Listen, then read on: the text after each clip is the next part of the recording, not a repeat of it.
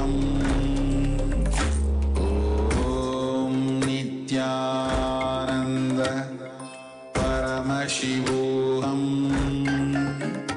Om Nithyananda Paramashivoham. Om Nithyananda Paramashivoham.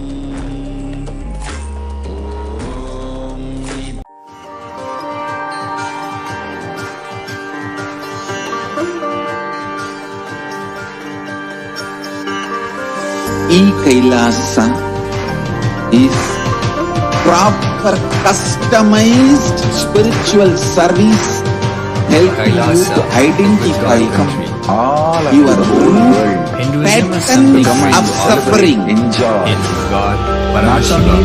We have perfected the science of helping every individual from every cultural, religious, nationality background.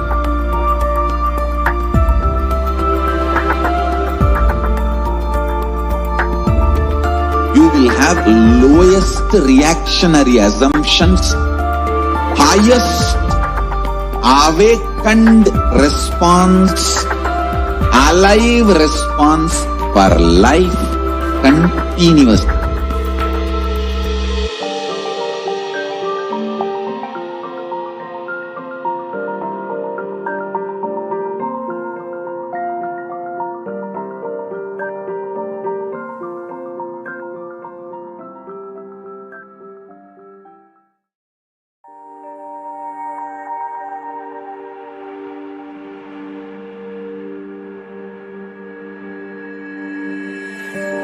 KAILASA is proper customized spiritual service helping you to identify your root patterns of suffering. We have perfected the science of helping every individual from every cultural, religious, nationality background.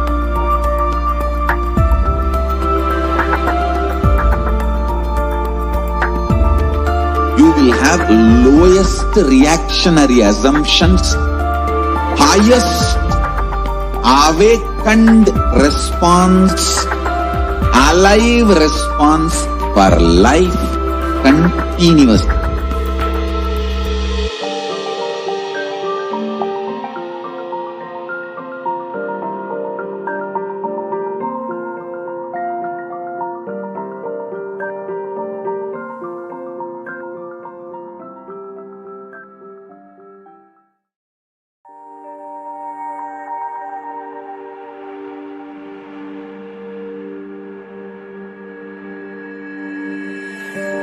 KAILASA is proper customized spiritual service helping you to identify your root patterns of suffering.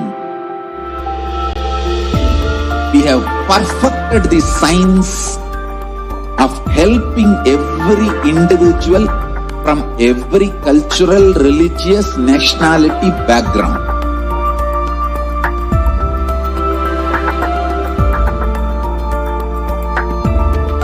You will have lowest reactionary assumptions, highest awakened response, alive response for life continuous.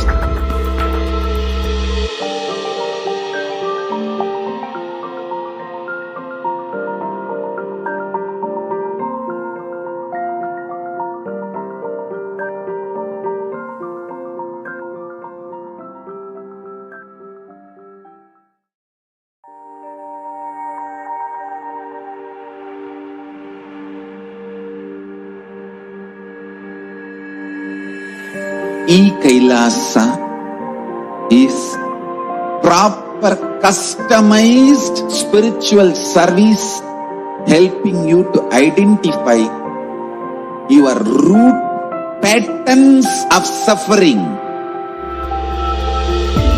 We have perfected the science of helping every individual from every cultural, religious, nationality background.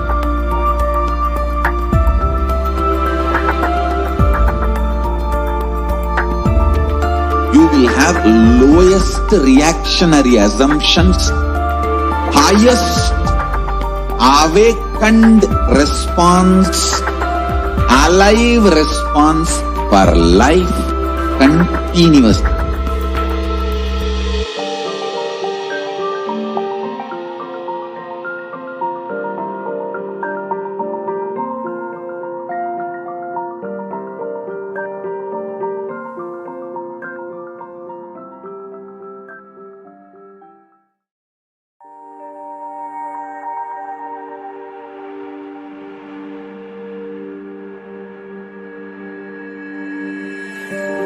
KAILASA is proper customized spiritual service helping you to identify your root patterns of suffering.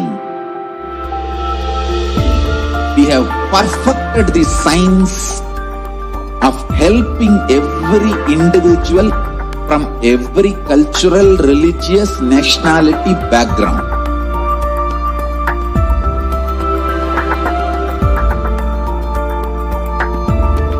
You will have lowest reactionary assumptions, highest awakened response, alive response for life continuous.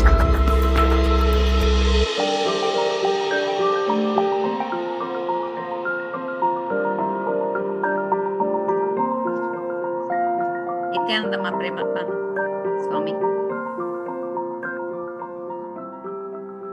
Nithyananda Vinayaka. Nithyananda Hitendra Ranaji. Nithyanandam. KAILASA is proper customized spiritual service helping you to identify your root patterns of suffering.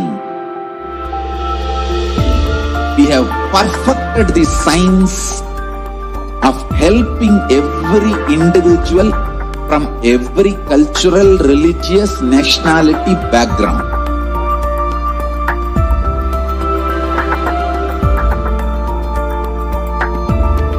You will have lowest reactionary assumptions, highest awakened response, alive response for life continuous.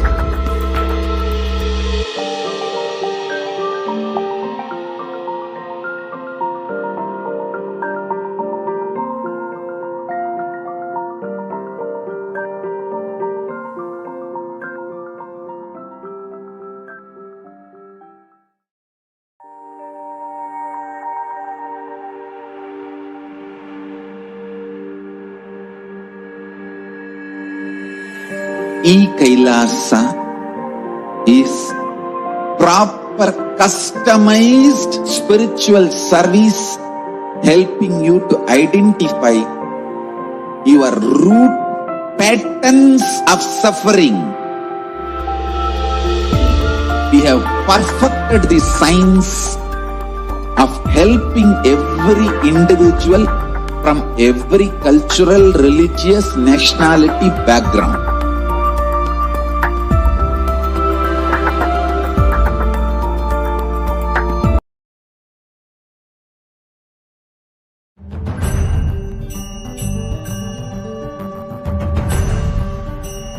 Whatever you think as your strength, like how much cash you have, how much gold you have, how much money you have in the bank, what all properties you have, your secret passwords, passcodes, your strength secrets, you will tell only to your son or your daughter to whom you are going to give your inheritance.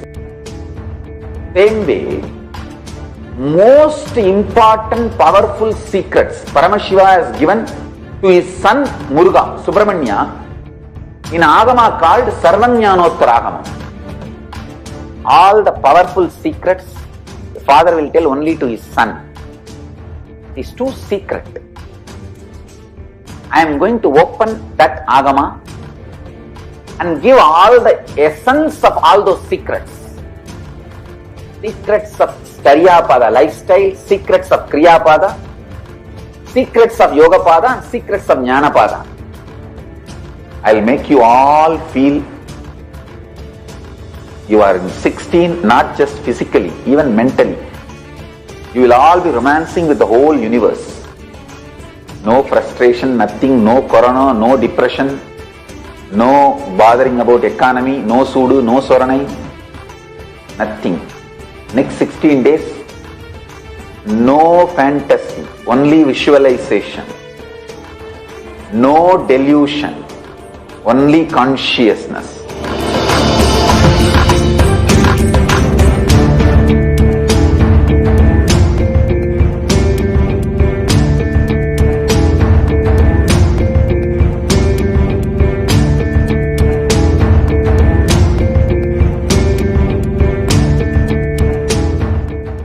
Whatever you think as your strength, like how much cash you have, how much gold you have, how much money you have in the bank, what all properties you have, your secret passwords, passcodes, your strength secrets, you will tell only to your son or your daughter to whom you are going to give your inheritance.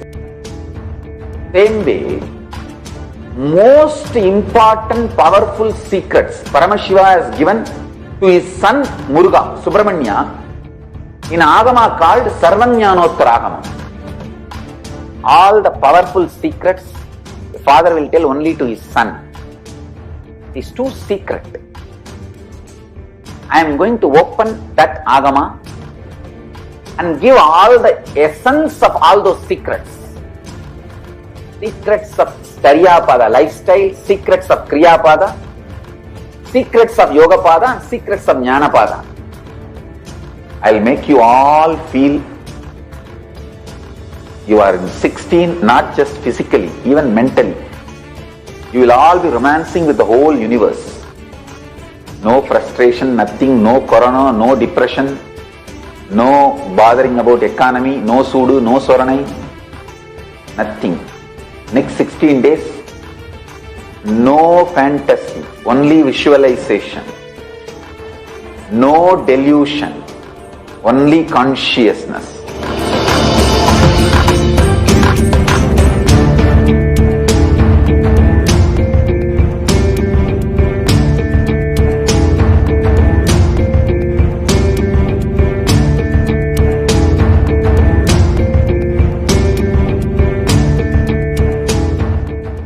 Whatever you think as your strength, like how much cash you have, how much gold you have, how much money you have in the bank, what all properties you have, your secret passwords, passcodes, your strength secrets, you will tell only to your son or your daughter to whom you are going to give your inheritance.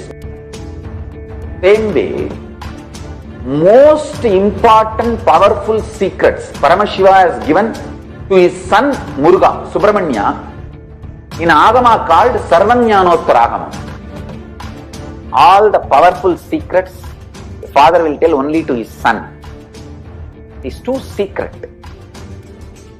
I am going to open that Agama and give all the essence of all those secrets. Secrets of Karyapada lifestyle, secrets of Kriyapada, secrets of Yogapada, and secrets of Jnanapada. I will make you all feel you are in 16, not just physically, even mentally. You will all be romancing with the whole universe. No frustration, nothing, no corona, no depression, no bothering about economy, no sudu, no soranai, nothing. Next 16 days, no fantasy, only visualization. No delusion, only consciousness.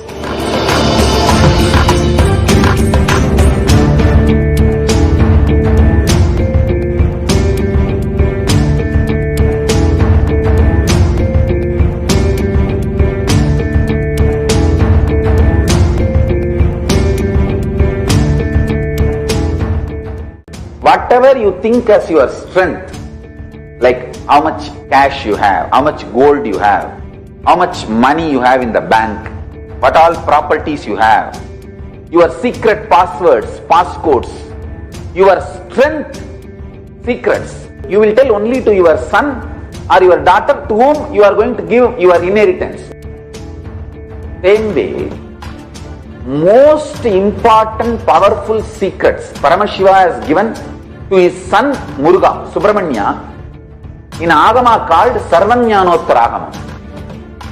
All the powerful secrets the father will tell only to his son. It is too secret. I am going to open that Agama and give all the essence of all those secrets. Secrets of Charyapada lifestyle, secrets of Kriyapada, secrets of Yogapada, and secrets of Jnanapada. I will make you all feel you are in 16, not just physically, even mentally. You will all be romancing with the whole universe. No frustration, nothing, no corona, no depression, no bothering about economy, no sudu, no soranai, nothing. Next 16 days, no fantasy, only visualization. No delusion, only consciousness.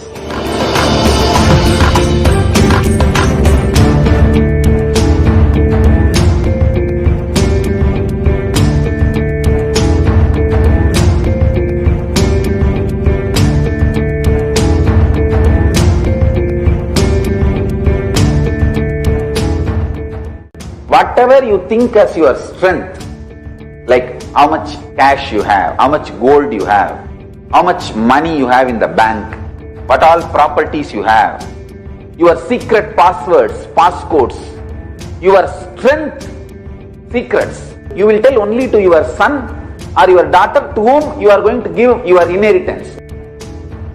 Same way, most important powerful secrets Paramashiva has given to his son Muruga, Subramanya, in Agama called Sarvanyanottaragamam. All the powerful secrets the father will tell only to his son. It is too secret. I am going to open that Agama and give all the essence of all those secrets. Secrets of Charyapada lifestyle, secrets of Kriyapada, secrets of Yogapada, and secrets of Jnanapada. I will make you all feel you are in 16, not just physically, even mentally. You will all be romancing with the whole universe.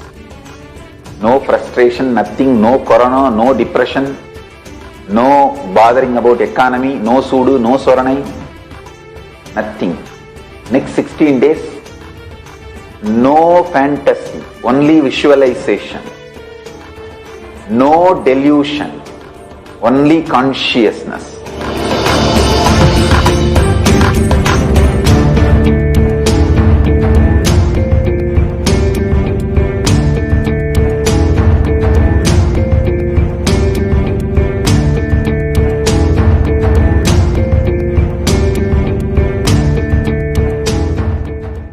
Whatever you think as your strength, like how much cash you have, how much gold you have, how much money you have in the bank, what all properties you have, your secret passwords, passcodes, your strength secrets, you will tell only to your son or your daughter to Nithyanandam Paramasukhadam Kevalan Jnanamurtim Dvandvatitam Gagana Sedrisham Tattvamasyadhilaksham Ekam Nityam Vimalamachalam Sarvadi Sakshi Bhutam Bhavatitam Trigunarahitam Sadgurum Tam Namami.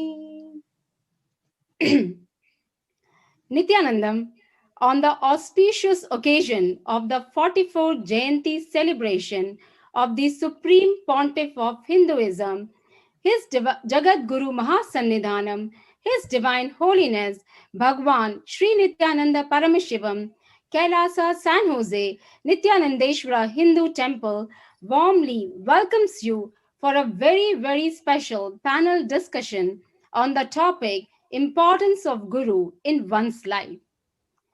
Located in the heart of Bay Area city, KAILASA San Jose was inaugurated by His Divine Holiness with the purpose to revive the temple-centric Ved-agamic conscious lifestyle. It's a beautiful temple with alive and energized deities, and where we perform all the sacred rituals and celebrate the festivals in the most authentic Ved-agamic way.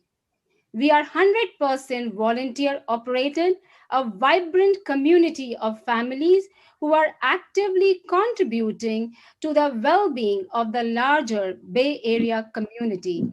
We offer a variety of programs like free yoga, meditation, completion, life solutions, spiritual healing, spiritual counseling.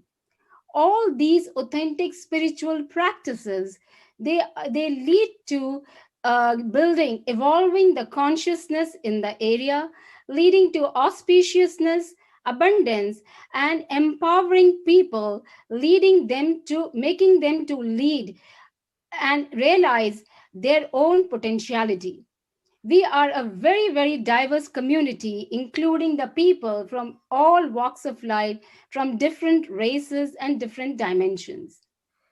Now, in Sanatana Hindu Dharma, Guru is accorded the highest place, and therefore, in KAILASA San Jose, we have Guru, our divine holiness, as our center, and the mantra which we all vibrate with in KAILASA San Jose, Nithyanandeshwara Hindu Temple is Guru Brahma, Guru Vishnu, Guru Devo Maheshwara, Guru Sakshat Parabrahma, Tasmai Shri Gurve Namaha. Guru is the one who introduces you to you. Guru is the one who makes you realize your true potential.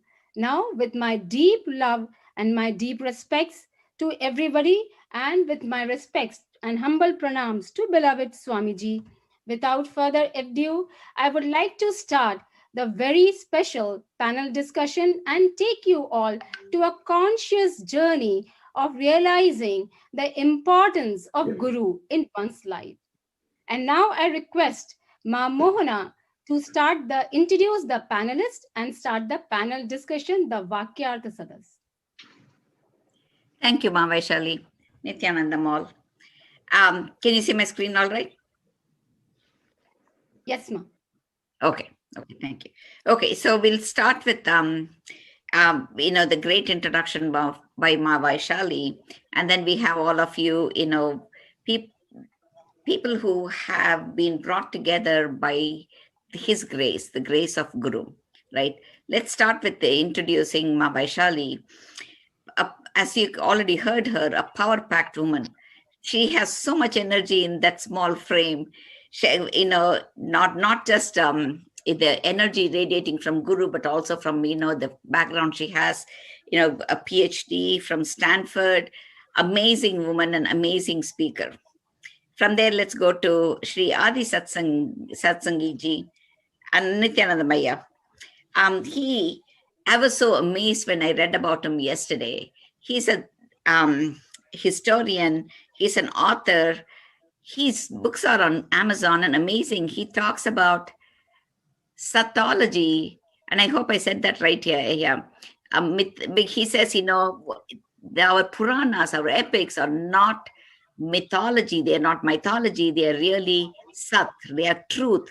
And he has so many books published on Amazon, and we'd love to hear from you more. Yeah. Then we have Mazurika. Mazurika, another power-packed woman. What else can I say? She is a technology person. She's an entrepreneur. She also is a community leader. She has following her guru, Shri Shivkripananda Ji, Swamiji. Did I say that right, ma? Shiv Kripananda Swamiji. And she is managing the Samarpan meditation group here in the West Coast. She's also married to a politician, and I'm sure her, community leadership also bleeds into making sure that, politically, what they bring towards Hinduism, will continue to sustain. Thank you for being here, ma. We have Sri Hitendra Rana ji.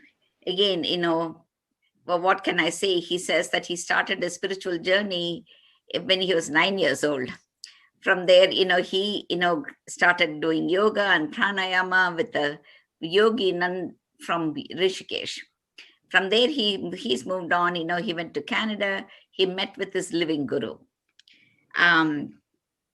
Sri Shiv Kripananda Swamiji.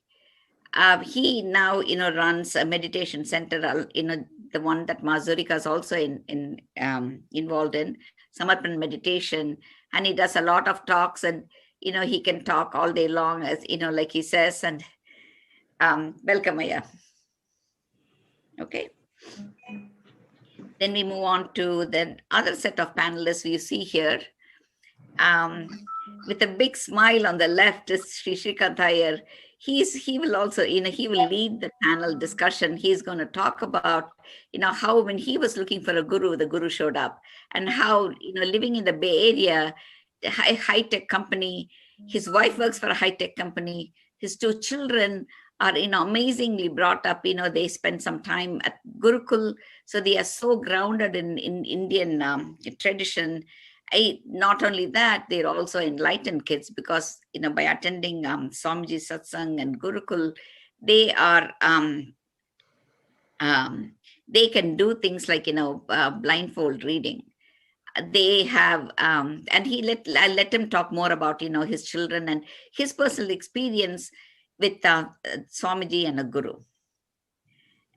Next, we move to Vinesh. Now, Vinesh is yet another story. All of us have a background from India. We grew up in India. We, came to the US, and we continue to bring, our Sanatana Dharma with us. Vinesh was born and brought up here in the US. And he, a lawyer working for a high-tech company, and he stumbled upon Swamiji, and since then he's been, a new person, right? And he will also share, his lifestyle. He actually is one of us who's really running a KAILASA lifestyle. He lives in a farm. He has a goshala. He comes to the temple every day to do puja. His 2 children are amazing gifts from Swamiji. So we'll wait to hear from Vinesh also. Then we have Vinayaka, yet another person traditionally brought up, grew up in Sanatana Dharma, understands all rituals, and he again, few years ago, he happened to meet Swamiji, and from then he's a changed man, right? He's, his growth within the Sangha has been amazing. Let's move on to Sri Ramesh Ramaniji. Again, in a technology background, technology industry, the Bay Areas, of co-founder. From there, he met Swamiji maybe about 15 years ago. And again, from that day, he's been a changed man. And, his connection with Swamiji, his background, being brought up by, a very spiritual background with his grandmother, being his first guru. And we'll let him talk about himself as we get in there.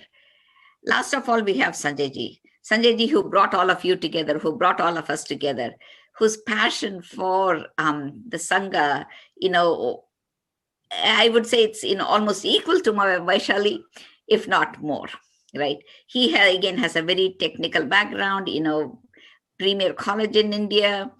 His background comes from being very affluent and very religious family. And we'll let him also speak to how Guru has influenced and how Guru has guided him through his life journey.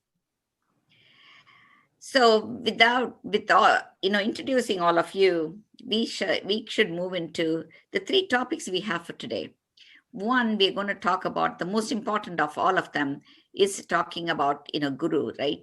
Guru now, takes on so many perspectives, and I'll be happy to see how each of you are able to articulate, your perspective, your perception, your understanding of Guru. Guru is the nucleus, which is really the theme for today, the theme for all of us, right? But then, while one of you is going to talk about, the enlightenment that, you're looking for, and we're talking about, we're going to talk about women and empowerment, all of that, how it's made possible within our lifestyle, the Sanatana Hindu Dharma lifestyle, with Guru guiding us, leading us, in giving us enlightenment, leading us to that end that we are looking forward to. So I'll start here with Sri Srikantaya ji. He is going to first begin with the perspective that he's going to bring in about the miracles, the guidance, the enlightenment, the lifestyle that Guru has given him. So let's start with Sri Srikantaya ji, and from there we'll move on to the others. Aya? Nithyanandam, thank you, Ma'am Mohana, for introduction and turning it over to me. I wanted to speak a little bit about the significance of Guru in my life personally, right? None of us came with an operating manual for life. I know the life before Guru and life after I met Swamiji. And so I can say that without a Guru, I stumbled through experience after experience of, and collecting different understandings through these experiences. And this is what most people end up calling life. Adi Shankara beautifully says in the Guru Paduka Stotram, this Ananta Samsaram, which is the unending ocean of life. To cross this unending ocean of life, you need a Guru. The Guru is the boat who allows you to cross this unending ocean of life. So to make it more concrete, let me talk about a real experience I had recently. And by recently, I would mean a couple of years ago. My mother had a severe heart attack, right? And so we took her to ER. From ER, they rushed her into the cath lab, where they do something like they scan the heart and see what the blockages are. Turned out that there was a blocked artery, right? And in the blocked artery, they placed a stent. After placing a stent, they rushed her to the ICU. They call it CCU, cardiac care unit, and hooked her up to a machine known as the balloon pump. This machine allows her to support the heart. The heart itself was kind of weak after going through a massive heart attack. And so they placed another, something known as balloon pump to help her heart beat properly and pump the blood. So this was overnight. The next day, the cardiologist, I want to shorten this out so that other panelists also have time. But the next day, the cardiologist came by and he was not very positive. He said the situation was dire. And he said something about her blood cells breaking apart. And he thought this was due to the balloon pump. And either we could have the balloon pump on, or the choice and the trade-off was either we could keep the balloon pump on and let her blood cells break, which is a slow road to nowhere, or remove the balloon pump and let her heart cope on its own. In other words, the doctor was not very positive. Like he had kind of given up hope, and he told me and asked me to contact all the relatives. I called my brother. I also told my mother, and she was fine. She said, "Oh yeah, one of the astrologers in India, Vedic astrologers, they had already said that she's not going to live past a certain age." So she was ready. But that said, I also immediately messaged Swamiji, and he messaged back saying that my mother is not going to die, and that he's taking care of her. given the whole entire situation and how everything was at that time, it was hard to believe that, she's going to get through this. But as soon as Swamiji said that he's taking care of my mother, I said, okay, Swamiji is taking care of it. So let me just do what is needful. And it was an amazing miracle that, they were doing, I think, labs every hour or every 2 hours. And the very next lab report, they saw that, everything had stabilized. The, blood cells weren't breaking apart anymore. So we didn't have to take her off the balloon pump. And long story short, she recovered completely after a month. It took a month, but she recovered completely. And we go meet her cardiologist, the same person who was there in the room that day. And he calls her a medical miracle. So there are so many lessons I can draw from this one simple experience that I had, right? When I look at the incident, I feel that without a guru, it would have been a very fearful experience to go through. But with Swamiji in my life, I was able to go through it with awareness and strength. And the experience left me empowered after that. This is a cognitive shift from a fear and greed-based living into a more awareness-based living. Thank you, Srikantaya. Yes, thank you. Wonderful. Let's move on to others on the panel. Shri Adi Satsangji, do you want to start with, your experience with Guru and, and again, I've heard that you can, you're a profound speaker and a prolific speaker. So, can you give your perspective of Guru, please? Om Ajnanatimirandasya Jnananjana Chakshurunmilitam Yena Tasmai Shri Guruve Namah. So Guru is a very important personality for us to look up to and a person who can guide in our daily lives. In Srimad Bhagavatam, it is said, Dharmam tu Sakshat Bhagavat Pranitam. So Bhagavan is the actual person who knows Dharma. And anyone who follows Bhagavan in this world is called a Guru. So where we have heard in Bhagavad Gita, many places, Tad Vidhi Pranipatena Pariprashrena Sevaya Updekshanti Tad Jnanam Jnaninas Tattva Darshina. So Pranipatena Pariprashrena. So all of us want answers. And it's our natural quality to ask questions. But we need answers from someone. And so it is very, very beautifully described in Bhagavad Gita, Paripatena Pariprashnena. So when Paripat means to surrender, and Pariprashnena means to ask in a humble state of mind. To the person, Tad Vidhi Pranipatena Pariprashnena Sevaya Upadekshanti Tad Jnanam. Then when we ask in that state to a Guru, then he gives Upadekshanti Tad Jnanam. That Jnanam, he gives you that Jnan or knowledge because he has seen the truth.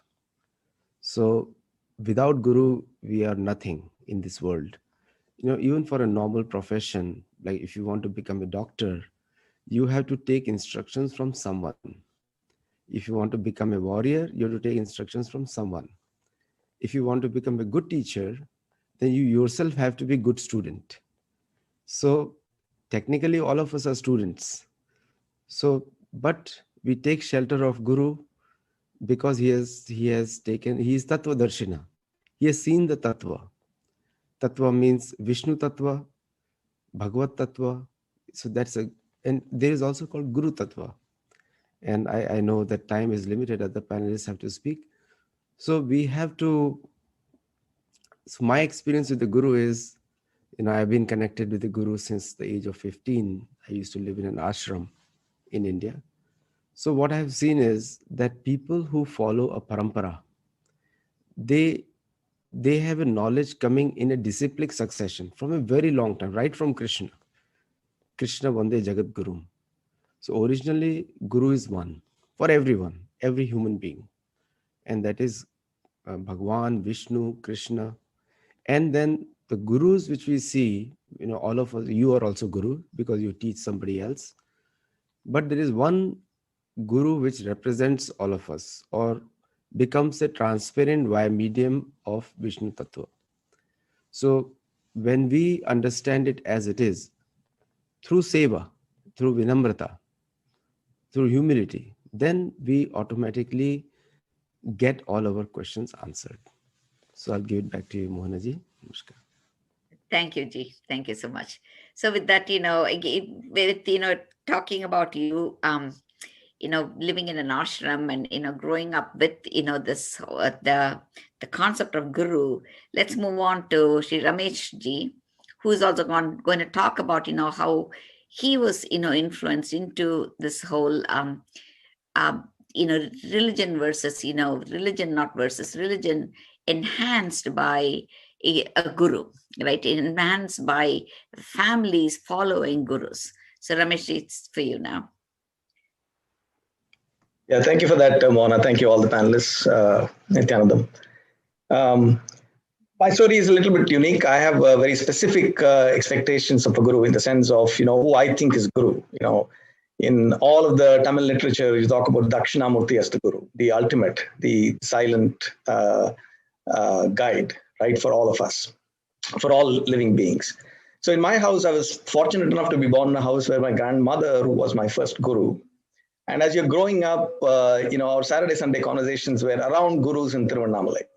This guru did this, that guru did this. There's the stories we are reading about them. She was a practicing Vasi yogi. So there's a lot of, and we used to give her space for 3 hours for meditation, 4 hours for meditation. She'll wake up at 2 a.m. in the morning and do meditation for the next, 4 hours till 6 a.m.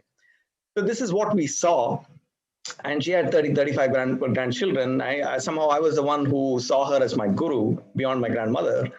And one thing led to the other. As I was growing up, I was getting familiar with the terms of what guru means, what this experience means, what life means. But it's not like you understand all of that. You're just a growing child, growing boy, doing what you have. But there is a vatavaran that got created. And we used to go to Tiruvannamalai very often to meet her guru and participate in these Akadda Japams, which is like, they happen for 48 days. And she's part of the people meditating. And so we get the initiation, we get the Upadesam, and we start doing things. But over time, one of those occasions, this family guru of ours, he said, why? He started explaining certain things. And he said, why I have my ashram here? And right across this place, there is going to be someone who's going to have the influence of a Jesus Christ, who's going to be so far-reaching that he's going to take the world by storm. And this was right across the ashram, and he was staying put. He had a lot of political issues, he had a lot of property issues, but he said, this is where I'm going to have my ashram, and there's a school running right now. So as that was going on, my grandmother was my guru, and she exposed me to things that, beyond being a teacher, someone who gives some kind of a breakthrough, someone who gives some kind of a construct of what a guru is, someone who gives us an idea about this is beyond logic, life is beyond logic. What is a miracle? Why did some of those things happen? Which is why we listen to those stories about all the gurus and their miracles and so on. So life is beyond what we understand, what our brain can conceive, right? The context of what our brain can conceive. So as we were growing up, towards the end, she left her body when she was 95. So towards the end, she said, Ramesh, you need to find your own guru now. You need to find another guru. Now, cut to the lifetime when I am here, and some colleague of mine introduces me and says, Swamiji, there is someone by name Nithyananda, and he's coming for a lecture at the Santa Clara University, and he has so much following. It's crazy. He's so young, but he has so much following. So something suddenly happened here. I go for a casual thing to the lecture. And from there, so obviously there is a moment that changed for me, because now I'm connecting, I'm triangulating things. Suddenly it makes sense to me. He goes beyond what I'm seeing him suddenly as my God, beyond my guru. I'm seeing him as that Dakshinamurti in a human form that is relatable to me. And this goes on for some time. Immediately I attend a program. Immediately I go with him. The following month I go with him to the Himalayas. So life is set. Every word of his I imbibe. Every word of his I'm able to understand. Everything that I got exposed to with my grandmother and my family now suddenly start making more sense to me, particularly from all that Swamiji says. But it was there. It was at the back of my mind. He's always said, there is a thing in Abhirami Andadi, Nindrum, Nidam, Irundum, Kidandum, Nadandum. He's always with me at the back of my mind. Anything I do, anything I think, anything I act on, anything I do, he's always there at the back of my mind. So that process, that Guru comes from within, he is represented and he happens to you, he appears in front of you, is what I completely understood and I can relate to it. Now, as part of one of those visits to Tiruvannamalai, I stay at nearby resort, and I'm walking towards the Dhyanapeetham in Tiruvannamalai, in the Adiyannamalai area, and suddenly I realize that to my left is where my family guru's ashram is. So right across. Now it's like a double endorsement. Suddenly, like I already realize I'm already experiencing something. And suddenly I see that what he said some 30 years ago is coming true. Therefore, a guru is a guidance for and how the happenstance, how things just happen, roll out in front of you to give you that guide, and how you're experiencing that guru one way or the other, as long as you keep your mind and eyes open. How Vatavaran helps so much, how the ecosystem helps so much. So Guru is like not just a construct, but also, sort of a physical representative. When you see the right Guru and you have a physical representative of the construct, that's really the ultimate of our lives. So that's the experience I went through, just to understand what Gurudom really is and what Swamiji really is. And beyond Guru, he is the source. He is the Dakshinamurti. He helps you touch the source. And I cannot stop talking if I talk about him. So I'm just going to move on to the next panelist. But the thing is, this is a very profound experience that I've had for my 30-40 years of my life. Thank you, Rameshji. We all know how passionate you are and how you can go on for the next 1 hour. But, let's move on and, take, the viewpoints from others too. Mazurika, if you want to, as a woman, as a technology person, as a community leader, can you talk a little bit about, your experience with Guru and, how you see Guru Alma? Sure. Thank you so much. And thank you for having me.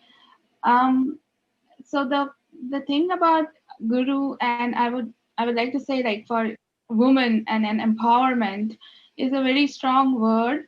And actually for me, I believe that empowerment comes from within, and the strength also comes from within, and Paramatma is also within. So even if we look outside for all these things, we won't find it unless we go within ourselves. And that is where Guru is a very helpful in reaching within us to get to know ourselves first, and our mistakes and our strengths. So if anybody says that I want to do something, I have a wish, I want to change my life, I want to empower, and that is only possible if you have the strength inside. And the strength comes from a strong chitta. As my guru has always said, if you make your chitta strong, whatever you wish for will come true. Your aura will be beautiful, and the environment around you would change.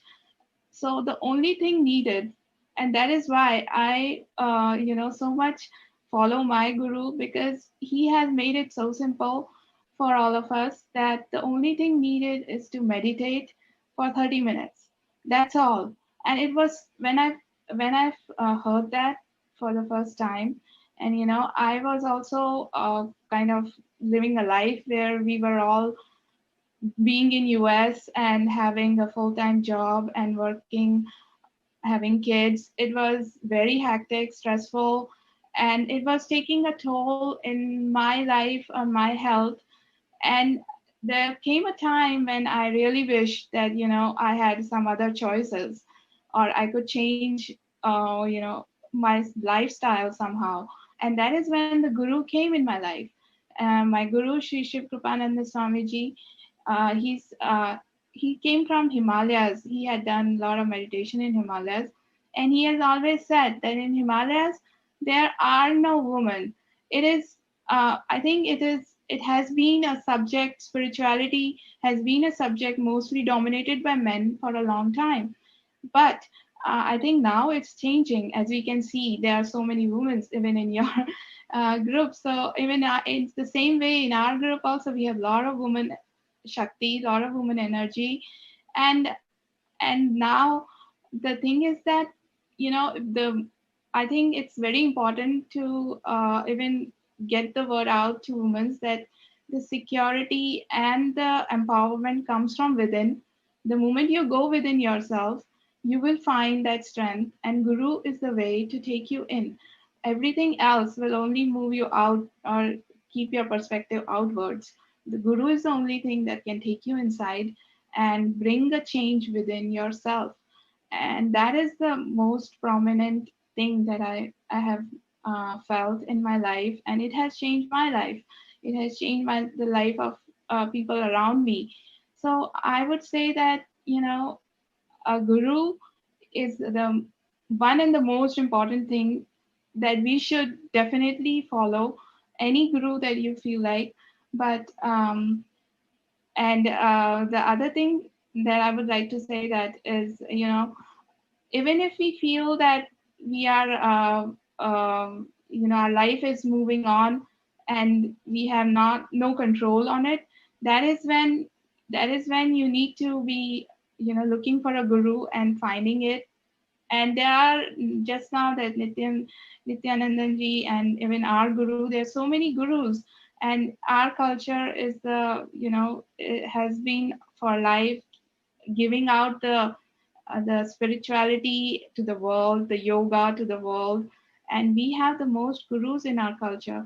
So the best, at least we can take good, benefit out of our own culture and follow a Guru. That would definitely change your life from within, make your chitta strong from within, empower you, and bring the strength from within.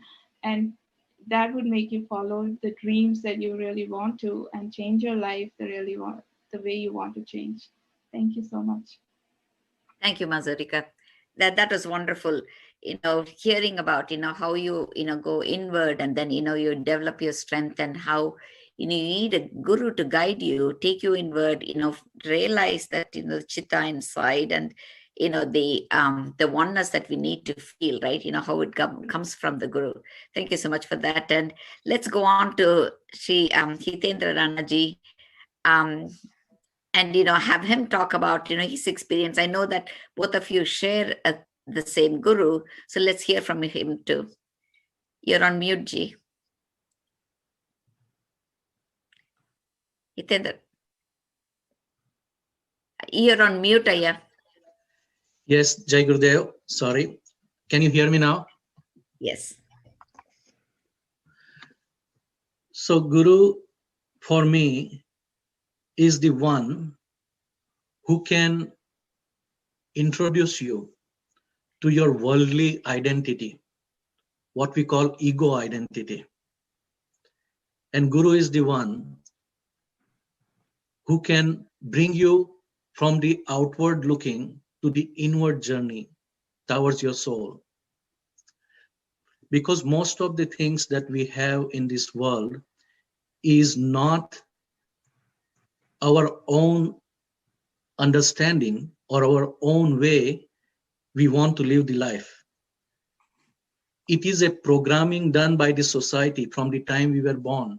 This is right, this is wrong, this is good, this is bad. You have to do this, you have to follow this. But in doing all that thing, we forgot who we are. We are pure soul. We are holy spirit, or we are spiritual being living in the physical body. There are three types of gurus. First, who can teach what he has learned to others in words. that is called Shiksha Guru. People who are genius in their subject. These are the Shiksha Guru, Guru of finance, Guru of sports, Guru of everything. There is another level of Guru, which is Diksha Guru, one who has self-realized, who is enlightened, and who has been following certain path of spirituality, who has gone inside already, and he is trying to give to the world what he has learned from his experience and from his enlightenment. They are giving what they have received from their gurus or from their life to others, and they are using some mantra or a practice that can help you to walk on that path of spirituality or self-enlightenment, which is Diksha Guru.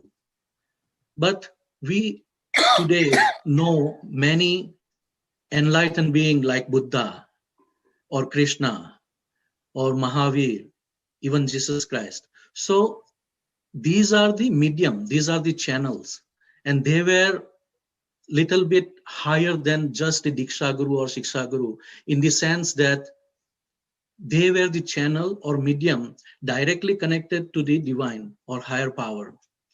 And I was lucky enough that I met to someone like that, Sri Shiv Kripanand Swami, through a childhood friend of mine. And he came to our house in 2001. He taught us meditation.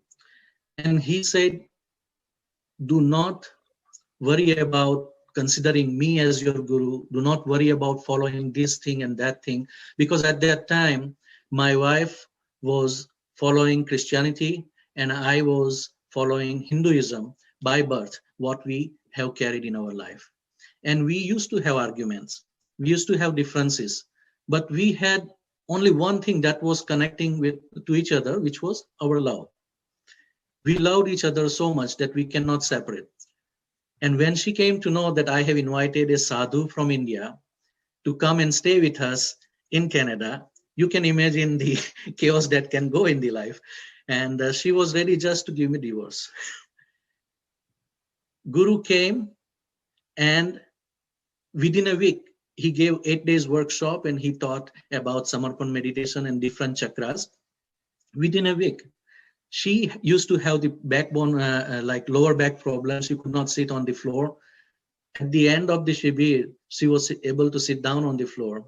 At the end of the Shibir, Swamiji explained that try not to look at the faults of your husband or anybody, and try to go inside and try to find the love that you have for the world to share, because the true nature of humanity is love.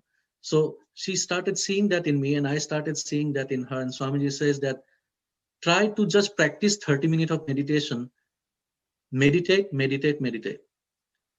And rest will be going into the place. And when you have problem or when you have situation that is creating tension in your life, just pray that I have surrendered this to my Guru. I don't have to worry. No matter who is your Guru. If you have faith, if you trust your Guru, because Guru is the enlightened being who is capable to take away any problem, as we have heard in the story of Srikanji, that how his mother was saved. It is not a miracle. It is possible because of the grace of Guru. Guru has powers to change our life. And if you have not met such Guru so far in your life, our master says that go to the Samadhi or enshrined Guru or ascended master's place where there are bones or there is a Samadhi of that Guru, and make a prayer that I want self-realization or enlightenment. And you will come across such Guru in your life without even worrying. And this is what my take for Guru. Wonderful. Thanks, thanks, Ji. Wonderful. So we still have, Sri Vinayaka, if you want to share something, or, Vaishali, you can start now, or we can also wait for Sanjay Ji to give his, his 2 cents on, how he's seeing all of this coming together. The Guru Tattva that you want to talk about, Sri Sanjay Ji. Just quickly before Sri Sanjay Ji, thank you Hitendra Ji for such a beautiful experience sharing. I just wanted to, add my experience as well. And what Hitendra ji said about, Guru taking away your ego. And this is almost like a surgery. It's, and the most amazing thing about Swamiji is that it's a joy when he performs this surgery. He takes you in his lap, and he makes you see for yourself who you are. And not just is he a guru, but he is also an avatar. We also call, he's an incarnation who creates not just enlightened beings, but multiple gurus. So that was beautiful. Thank you, Hitendra ji. Sanjay.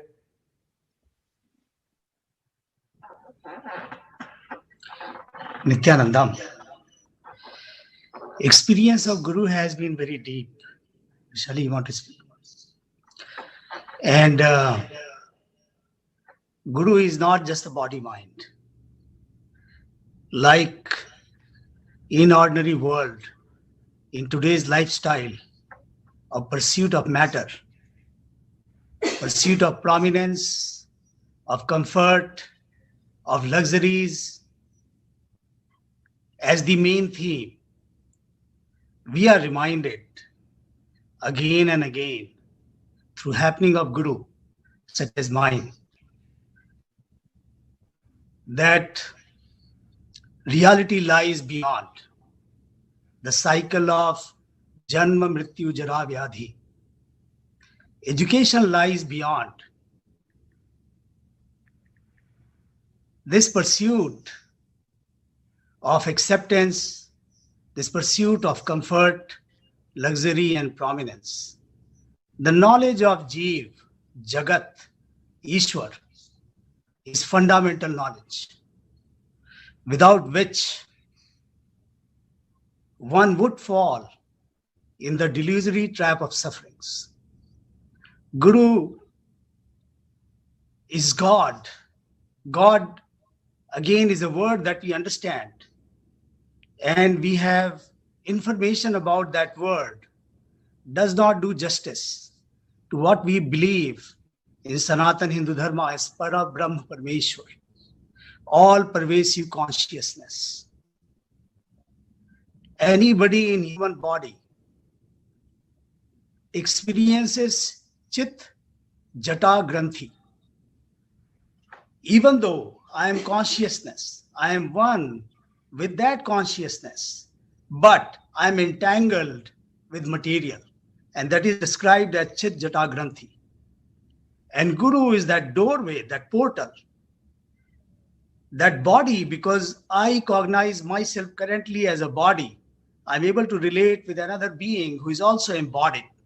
And that is why that ultimate possibility that I can also achieve as what is described in our scriptures through Mahavakya and revived again and again by gurus as the experience of Shivoham, the experience of Aham Brahmasmi, or what Guru says to a disciple to experience that state, that space as Tat Tvamasi. Guru is that reminder, Guru is that possibility, Guru is that portal into that mystical ultimate. Because no matter what I become through this body and mind, when that cycle catches up, that aging happens, when that disease happens, when that death happens, a fundamental root suffering is experienced. And Guru is the one who enlightens us, not just with the information or the words or the knowledge, but makes it into powerful cognitions insight that we can radiate with and we can live and experience life with, that space of ultimate powerfulness. And Guru is a reminder of enlightened lifestyle.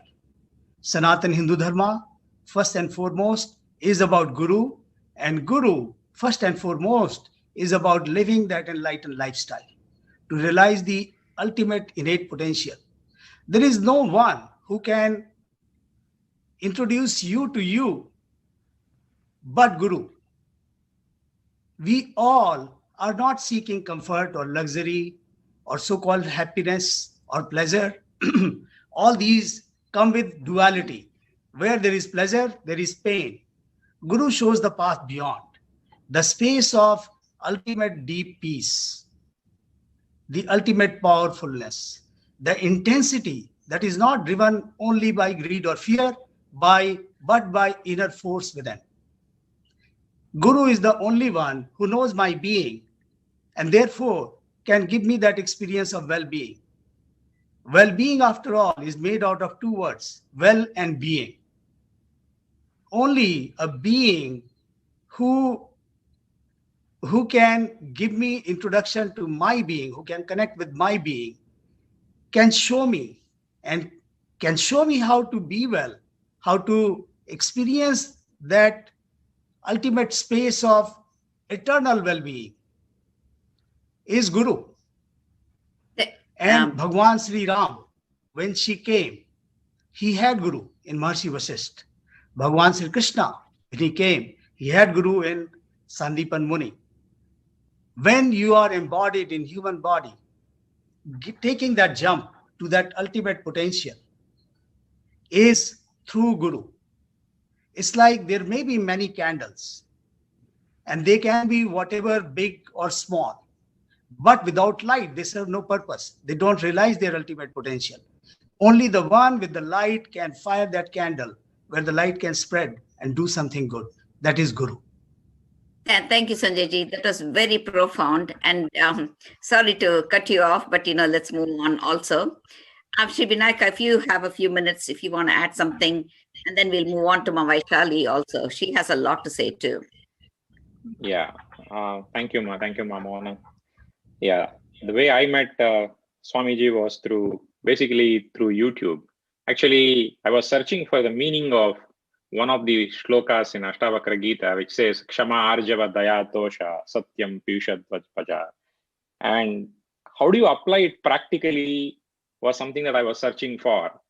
I kind of was convinced that for me, that is, this particular verse holds a lot, and it will lead me to somewhere. Something in me was basically saying that.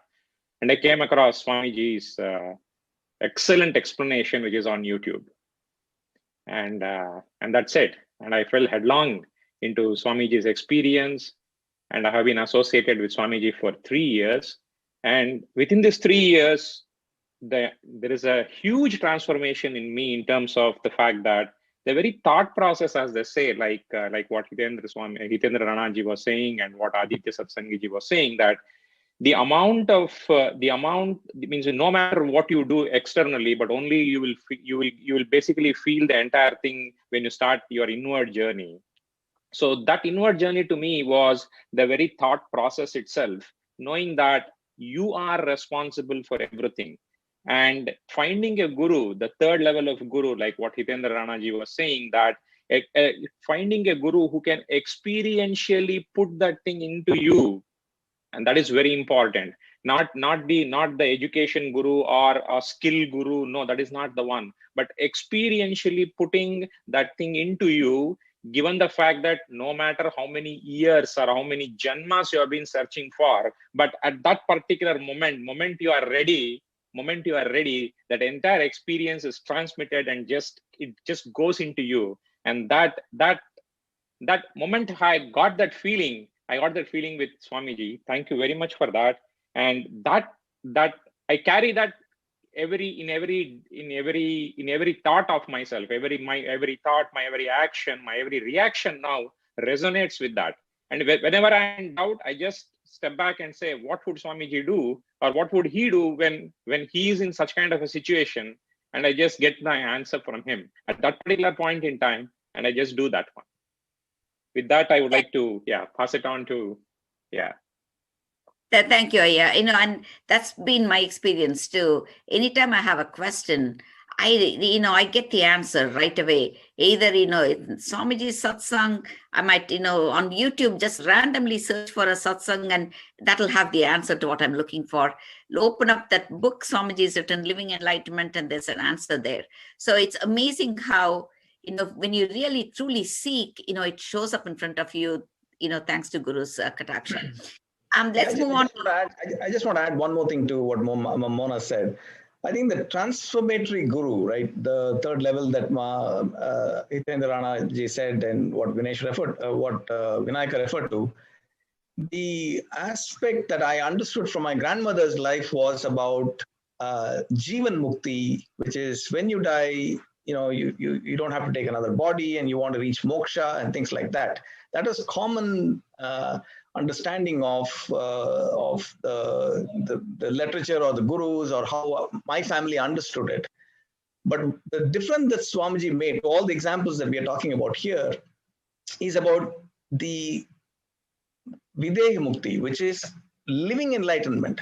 So how you live is also, you can live in an enlightened fashion was a huge revelation for me. What does that mean is all the examples we are talking about now. But it is not coming at the time of your death. It is actually how you live your life. So that's all I wanted to add here. That is a very, extremely important distinction for me about how our Guru has transformed my life too in that thought process. Okay, thank you, Ayya, for that. Thank you, Ayya. Ramesh, yes. Sorry, Mamohana, sorry to interrupt. I think Ayya meant Videha Mukti is the concept that he has learned from his grandmother, and Jivan Mukti, what Swamiji has. Yes. Thank you, Ma. Thank you, Ma. Thanks, Ma, for that. Ma Vaishali, now for you to talk, Ma, to bring, more perspective from women and empowerment and, what, Shakti can do. I was listening to when Zurika ji was mentioning about the women, like how now it is, earlier it was, how in the society women go through several insecurities and, social conditioning. But this women empowerment, see, only a being who has transcended the gender can truly empower a woman without any vested agenda. And that is exactly what Divine Holiness Sri Nithyananda Paramashivam is doing. And what is my personal experience with him is, he has not only helped me complete with any limiting cognition, any social conditioning, which was in me as a woman, and he has taught me true Vedic feminism. See, modern feminism is all about, they talk about what injustice has been done to women, and there is what abusal the women have gone through, but they don't talk about any solution. So what happens in modern feminism, it is all tied to a lot of anger. But in Vedic feminism, which is taught by the sacred scriptures, and what His Divine Holiness is delivering to us, is truly awakening the consciousness of a woman to a divine feminine consciousness, making you truly realize that you are not an ordinary woman, you are Devi, you are Parashakti yourself. And that is my beautiful experiences with Swamiji, where I've experienced him as a father, where I've experienced him as a mother, and he has truly, truly supported me in evolving and awakening my consciousness. Actually, to be very happy to share with all of you, like in Nityananda Sangha, we have women as sannyasis. Ma Prematma Swami is here. We have women who offers pujas. We have women who are leaders in our organization. I am myself a House of Representative for KAILASA San Jose, and we have so many women who lead in the organization. So, Ma, I'm really blessed for the amazing divine feminism and that where Swamiji is teaching us to worship the women, celebrate the women. Thank you so much, Mama Vaishali. That was very powerful too. We are starting to run out of time, so let's move on to the next section. We were going to talk about, what is happening around the world, how Hinduism is being understood, how our Dharma is being understood, and how gurus, while all of us, feel from the bottom of our heart, what a guru means, how that's also misunderstood, right? So let's move on now. Sanjay ji, if you will take this on, and you and Aditya Satsangi ji are going to talk about, persecution, what's happening and what's happening around the world, and how this is all, making such a confusion for, an everyday person, right? So let's let them take on. Sanjay ji. And Thank you, Ma. This is such an important topic. Suffering is so prevalent, and this suffering is not necessary. And Guru is a reminder of that. When Bhagavan Sri Ramchandra's time happened, Maharaj Dashrath, Bhagavan Sri Ram himself, as enlightened Chakravarti Samrats, they used to provide for Guru.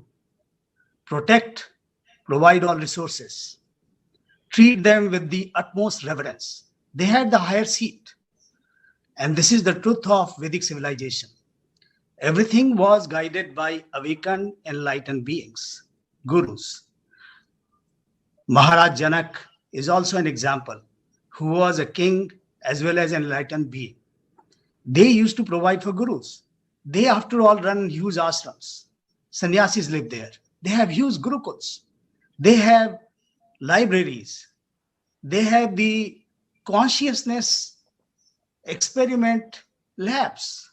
Gurus are inner scientists. They need to be provided for and protected for, because they stand up for the highest possibility a man, a woman can experience. Sad thing, sadly, in the current times, gurus are being attacked and persecuted. It cannot get any lower than that. These are pure divine beings here to uplift us, to give us a breakthrough, to give us a super conscious breakthrough. And what are we doing? Entangled in the fear and greed, they are being attacked and persecuted.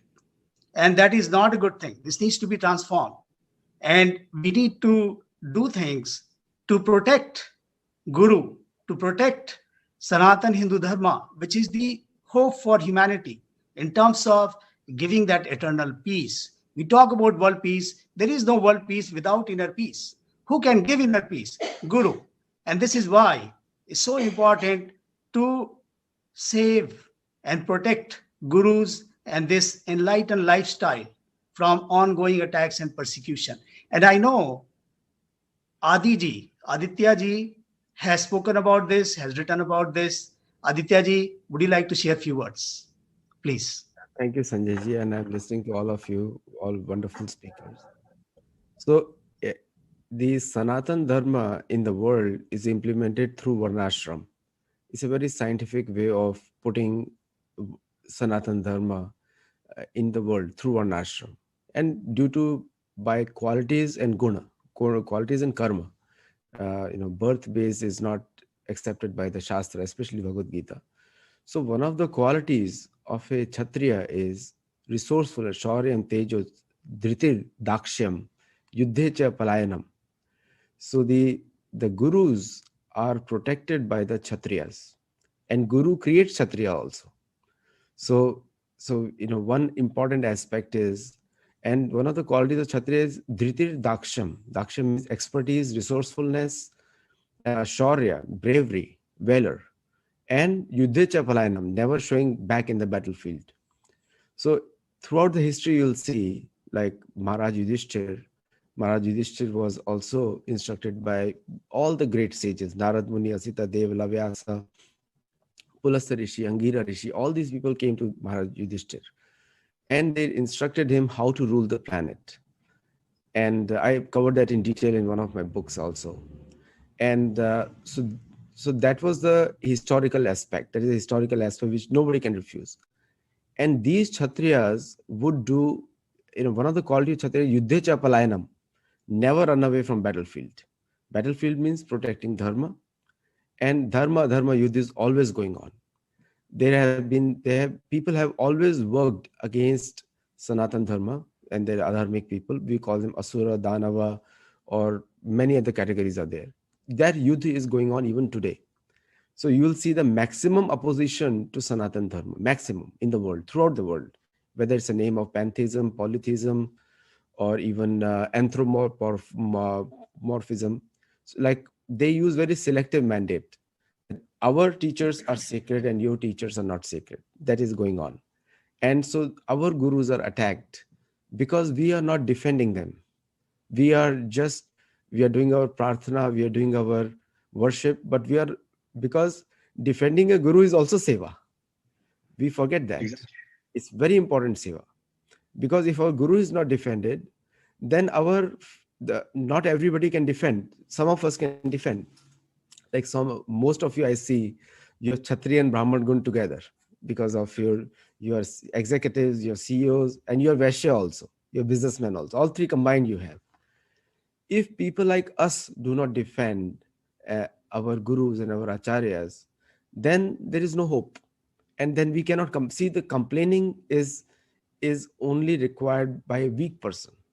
But when you have strength and resources, then we should use our intelligence, and instruction is directly there. Shaurya, Tejo, Didhi, Dakshan, Vidyya, Chapalayanam. And that aspect we have somehow forgotten.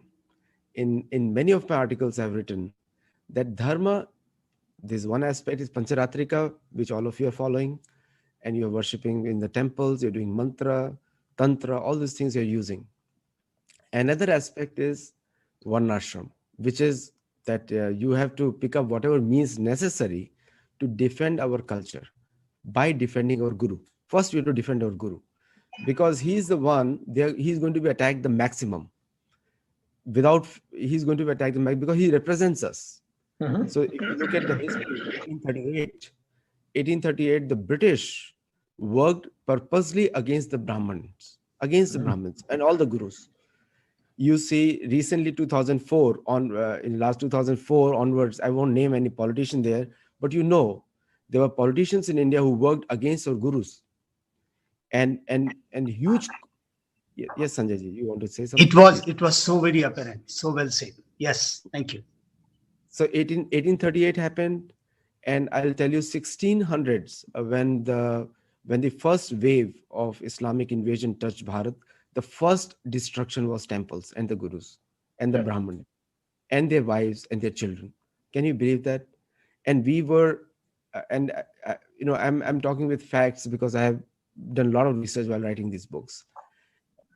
Did you imagine that in 652 AD, Kabul had 80,000 temples in the entire Gandhar region, 80,000 temples.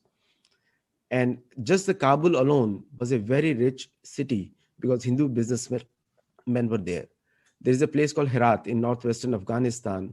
There was a beautiful Harivrat Mandir, Mahabharat Kalin Mandir.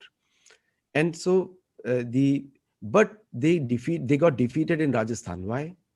Because Kshatriyas did not lose their ground. Marathas did not lose their ground. Ultimately, we see that even though they converted the entire Persia in just 34 years, includes Iraq, Iran, Armenia, Azerbaijan, they were all converted to the invading faith. But Bharat, they had to struggle for thousands of years, could not do it. Because Marathas, Kshatriyas, Rajput, they defended, gave up their lives. So the Chhatra, our dharma also include that aspect also. And the recently attacks on Sanatana Dharma have happened because we have somehow ignored that aspect. We got into some, that we have to just make our children, like I always tell, I have been living in ashram, I know, tell all the parents, that not only teach your children harmonium and how to sing kirtan, but also show them how to cook and how to sustain yourself in case of adversity, and also train them how to defend themselves and the faith for which they work for, including weapons. It's wonderful. Sanjay ji, please share if you want to add something. Aditi, to add, wonderful. Just go ahead, Vinay. Yeah, just wanted to add. Yeah, we need, like what Aditya Satsangiji was saying, we need to be Shastra ready and Shastra ready. See, Shastra and Shastra have only one difference: Aki Matra. Both cut. Therefore, the Sanskrit meaning of sadhu means the one who cuts. Sometimes we go to a guru as a consultant. Guru, I have this problem. But the guru's point is not to please you. Guru's point is to correct you. So Exactly. he cuts you through Shastra. But Shastra is needed to protect Guru. So both are needed. The great example is Alvar, great Alvars, and the great, we have so many kings who have worked very hard. Like I will take example of Shivaji Maharaj, that his point was Dharma Raksha. And you can see that he has done, and his mother Jijabai taught him 3 books, Ramayana, Mahabharata, and Bhagavad Gita. And the British spread the rumors through many akhadas that to keep Mahabharata in the home is actually brings Klesh in the house. This is totally not correct. Yatra Yogeshwara Krishna, Yatra Partha Dhanudhara, Tatar Shri Vijayir Bhutir Dhruva Nitir Matir Mama. So when you keep Mahabharata, that means Bhagavad Gita is also in the house.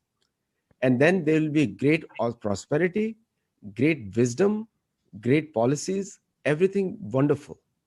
So the propaganda against us has been very, very deep. And now since we have woken up, and that's why I invented the term Sathology, because the British propaganda was to call our scriptures were called mythology. And if you go to South America, they call all the native religions as mythology now. So their plan was to put Vedic Sanskrit in a museum. Hindu, like if you go to Vatican, there are a lot of Hindu murtis over there, deities over there. And why they are there? They should be worshipped in the temples. So now from dharma comes artha, from artha comes dharma. If you do not produce dharma from artha, then it will become kam. Right. So it is a very scientific way. Well said. Well said. Yeah. Well said. Very wonderfully put, Shri Aditya Satsangiji. Sanjay Vermaji, can you take this and let's transition to the next part, right? What we want to talk about. What is Swamiji doing about that? How has he, withstood all this assault on him, and where he's taking us as we're moving forward. So Sanjay ji, if you would start there, thank you. Thank you, ma'am. Okay. Yeah. So Aditi very wonderfully said. Now I know you had a very personal experience of the time when Swamiji went through persecution, right?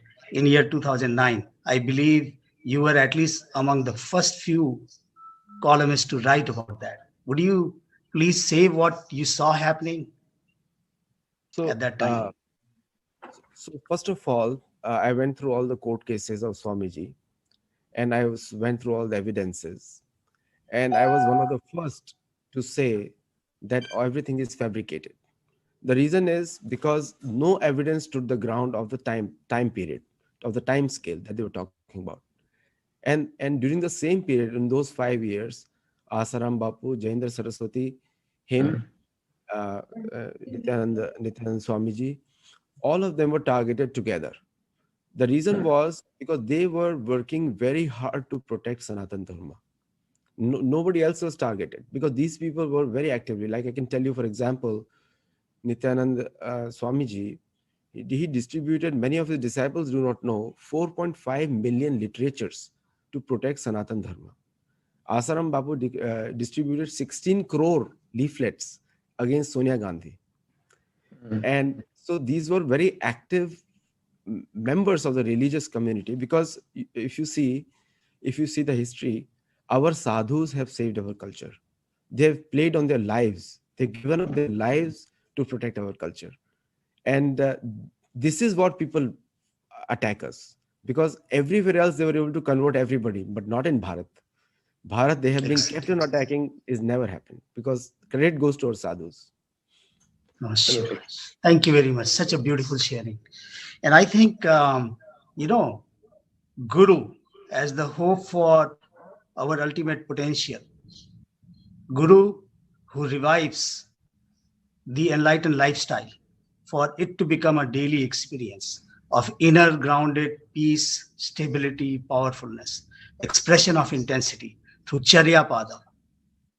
What we should be doing every day through Yoga Pada, authentic experience of yoga, which brings body, mind, and being together. And it's not just stretching this and stretching that. Through Jnanapada, every day aligning us, our cognitions, through transmittal of knowledge, and with those words also of the experience, because Guru as Dakshinamurti can transmit in silence, can transmit through words, can transmit through body language. So Sanjay, Great. That's fantastic. Thank you so much for that.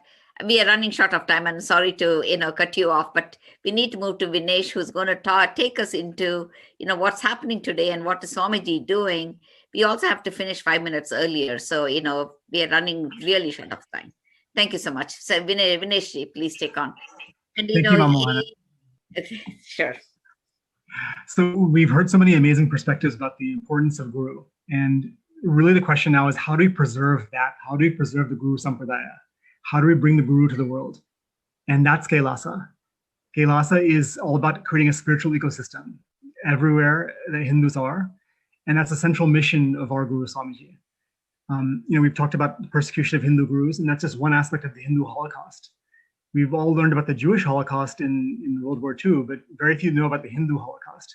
How 1,000 years of invasions and 200 years of British occupation destroyed all Hindu institutions and destroyed Hindu kingdoms and really left us politically homeless in some ways.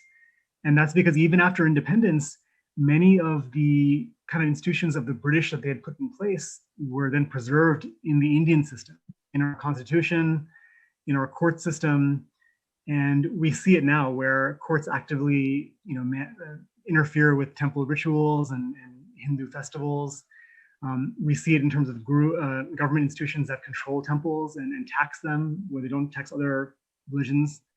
Only Hinduism is targeted in that way. So how do we solve that?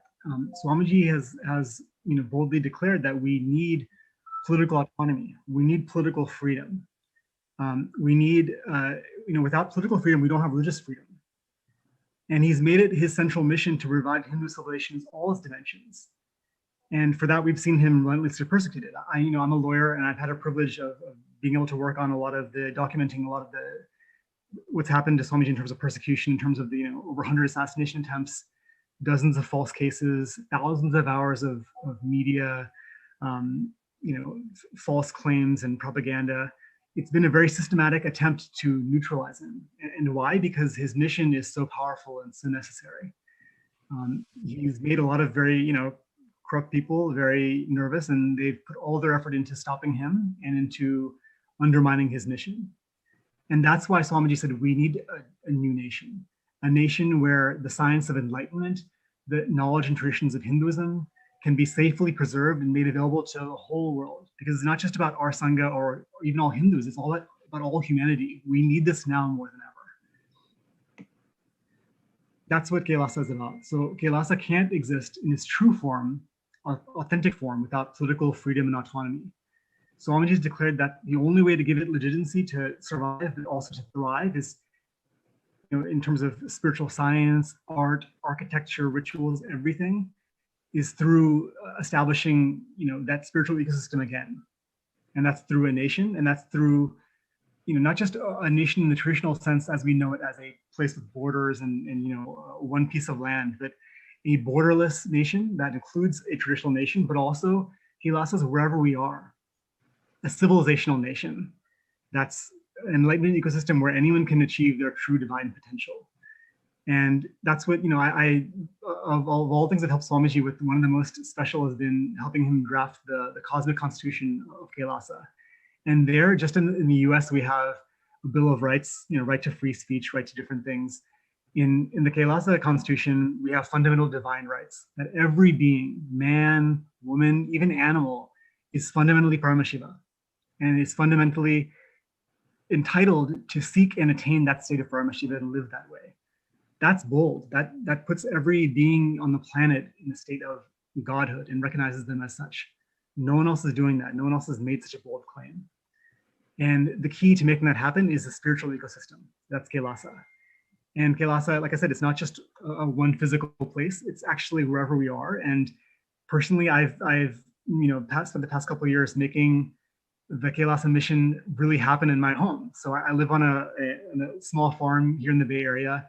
We started a Goshala here. We've rescued now 4 cows that would have otherwise gone to slaughter. And we've learned to love them and get to know them. And it's been such a wonderful journey to, for me as before Swamiji, I was a lawyer. I was, totally, in the matrix. I was, all about making money and promotions and just the material things in life.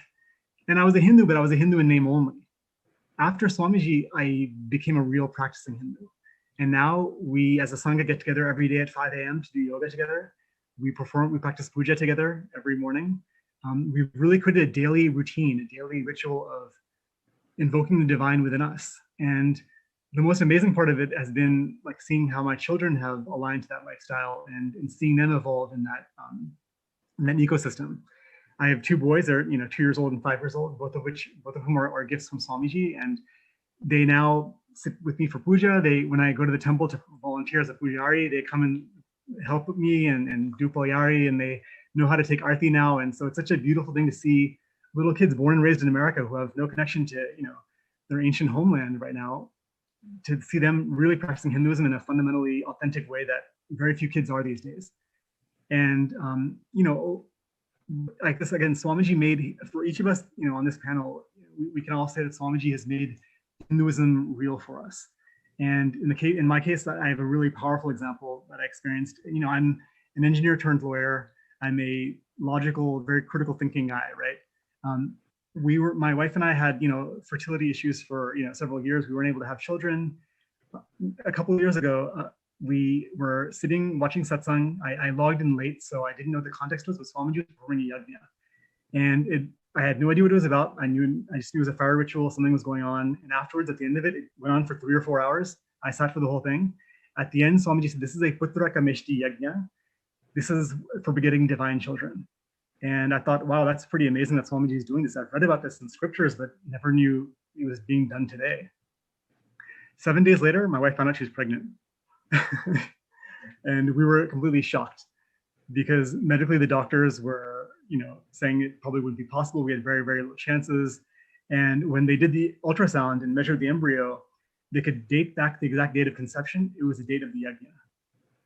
This is something that blows my mind as a lawyer, as an engineer, as a supposedly logical person living in the modern world. But only a guru, only an incarnation like Swamiji can make something like that out of scriptures into reality in this modern world, which seems so far from our Hindu scriptures. That's why KAILASA, because KAILASA is about preserving this science, propagating the science to the whole world. The world needs us more than ever. Politically, we've never been more divided. Economically, we've never been more unequal. Environmentally, we're on the edge of catastrophe. Every one of these problems has a solution in Hinduism. And in order to bring that to the world, we need a place where Hinduism can really be brought back in the proper way. And then Swamiji is doing that. He's doing that right now through KAILASA. And we all have a role to play in that story. So I implore all of you to visit kailasa.org, register as a KAILASA Vasi. There's a million ways to contribute and get involved. Swamiji always talks about time, talent, and treasure. Whatever you are, whoever you are, you have a role to play in this. I really feel like we're living in modern day Puranas. We're living in a time of enormous crisis, and we're bringing back something truly profound. And we're going to look back and realize, wow, we were part of a magical adventure that Swamiji's blessed us to be part of. And that's what it feels like for me. It's not like I'm supporting him. He's supporting us through his mission. And we all have, a role to play in all of that. And really, the last thing I want to say is that we are the generation that's going to preside over either the demise of Hinduism or the revival of Hinduism. Either our grandkids are going to see Hinduism as a thing that they read about in books and see in museums, or it's going to be a vibrant, active, alive lifestyle and real science for them.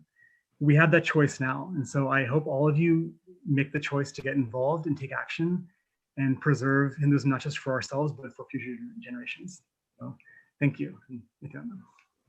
Wonderful.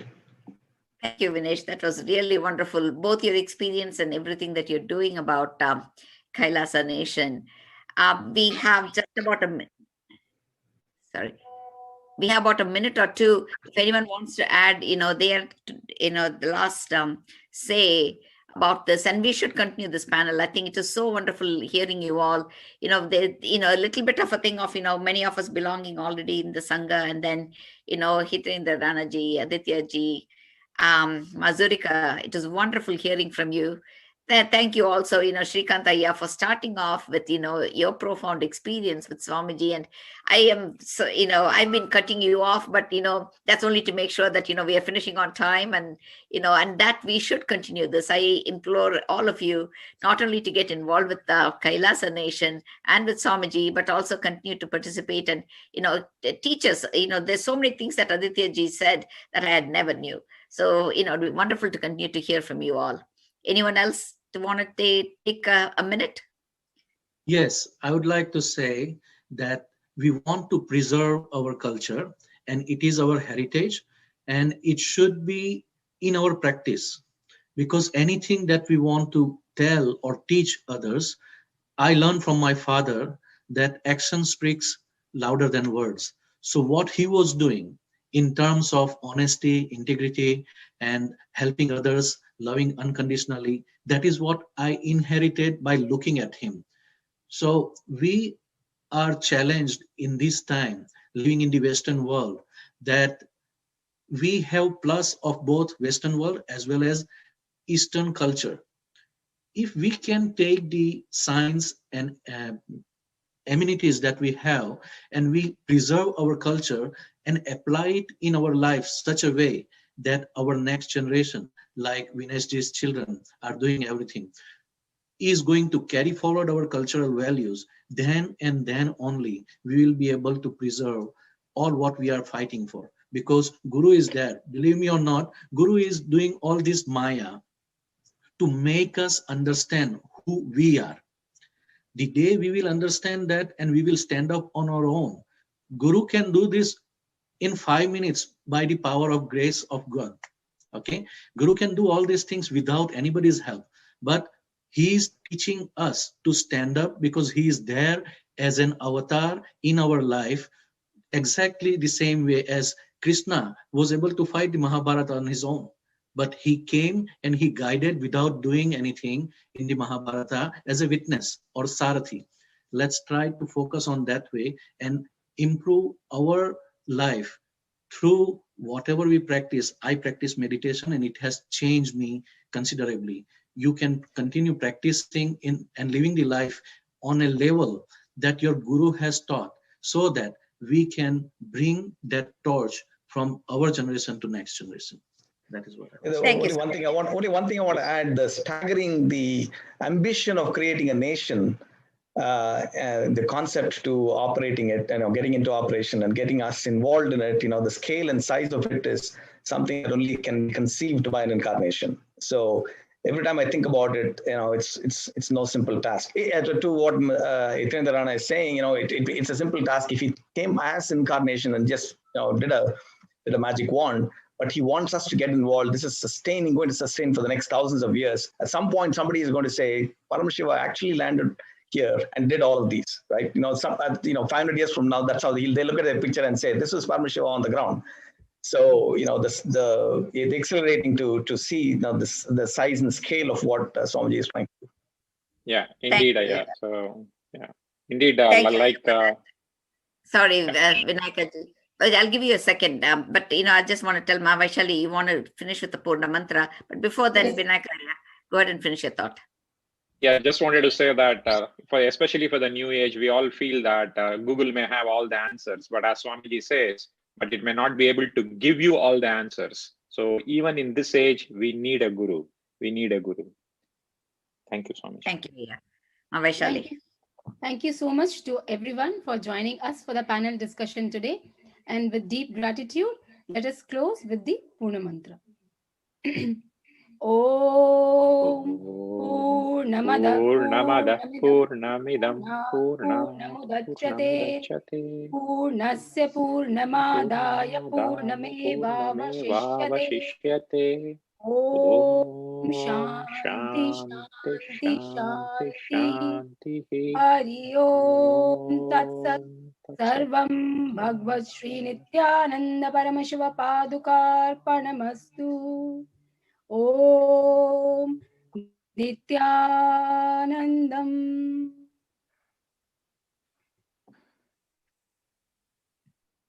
Thank you all. Nithyanandam. Thank you, Nithyanandam. Thank you, everybody.